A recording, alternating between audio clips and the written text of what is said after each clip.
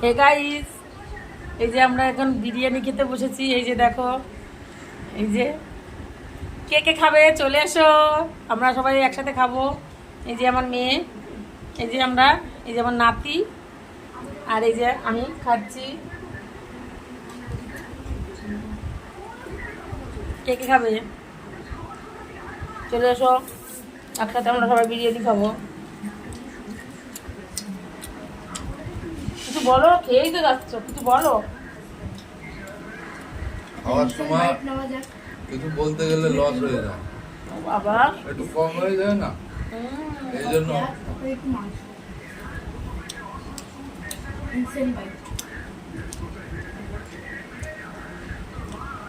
Chicken দিলাম, একটু chicken. আর আমি রাইস খাওয়ালাম। তো আমাদের ভিডিওটা তোমাদের কেমন লাগলো লাইক কমেন্ট শেয়ার করো, ঠিক আছে, টাটা।